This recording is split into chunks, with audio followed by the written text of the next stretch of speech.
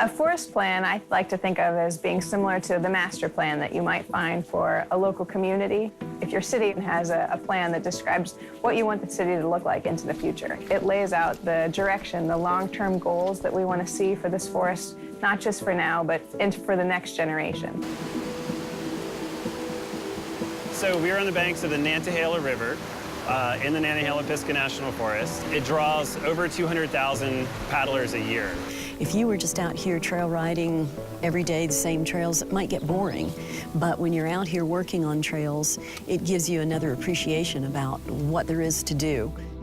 In our business, we use yellow poplar. When we harvest that land, it'll be harvested in a way that's, protects these other uses like wildlife and water.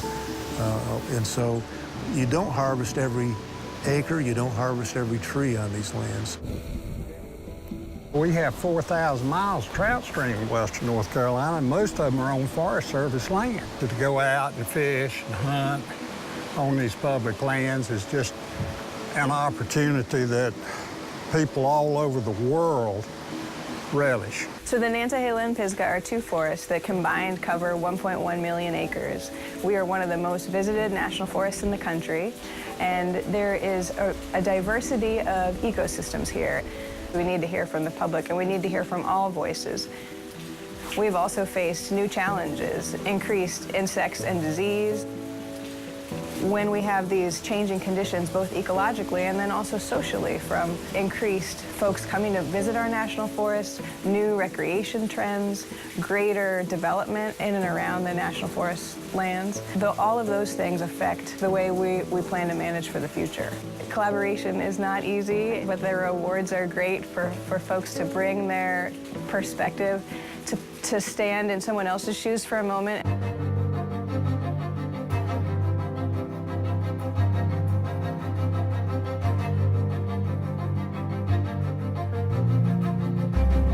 The Forest Service staff has decreased over time.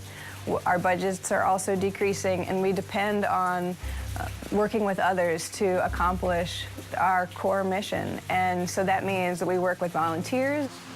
Everyone ready? Time to get your tools, get your gear. Volunteers make a huge difference. That's why I started Southern Appalachian Wilderness Steward. Since we started 7 years ago, we've generated over 100,000 hours of service on public lands. This year, we'll be employing 42 young people who are getting connected to their public lands in a real and tangible way. We do use hand tools throughout our program. Nothing mechanized, nothing motorized. This could potentially be an area that you would want to do some sort of drain to pull that water off of the trail. The wilderness is one of the multiple uses that you find on the Forest Service, and during the revision process, we're required to take a look to see if we need to be considering additional areas in the wilderness system. Wilderness designation is a pretty incredible step that we took as a country with the passage of the Wilderness Act in 1964. And it's a value that recognizes that man needs to check our ego at the door a little bit, that we don't always have all of the answers for what's right for natural systems. Now, the thing about a timber sale program on the National Forest, it's one of the only tools that you have where you can manipulate the vegetation to improve things like wildlife habitat. We manufacture in this plant here at Old Fort about 10,500 4x8 panels a day. We have to reach out today over 200 miles to supply this mill. If we had a reasonable timber sale program here on this national forest, maybe we wouldn't have to buy 5 million feet from Kentucky and haul it 225 miles. If we could buy that 5 million feet closer in, it would save a lot of transportation costs. It's better for the environment because you're burning less diesel fuel. When you're fly fishing, you're trying to emulate the food that the trout eat, which means the bugs in the stream.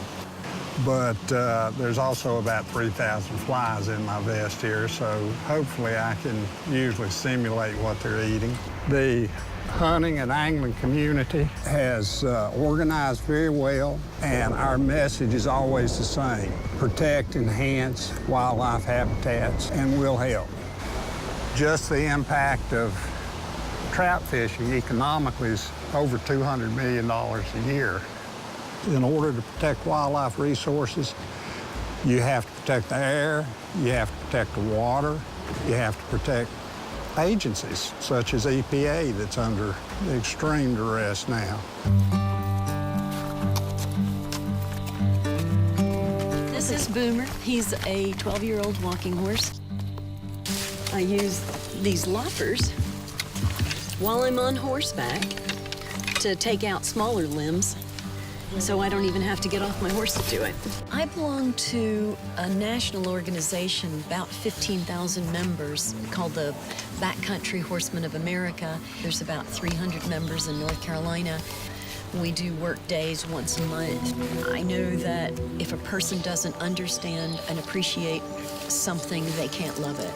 And if we don't get everyone to love these national forest lands, we're never going to be able to preserve them.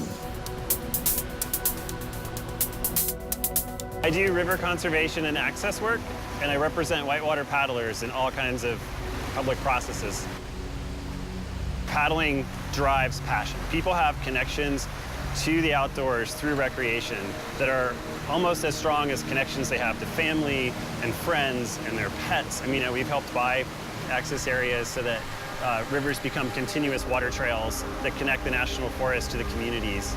So the Forest Service is being very light on their feet with learning from other forests, and we help with that. You know, we help tell stories about what's working and what isn't. It's an honor and a responsibility, and I think that's one thing that unites all of us at the collaborative table, is that everybody wants to do the right thing, not just for what makes sense in 2017, but for what makes sense for our kids and the future generations.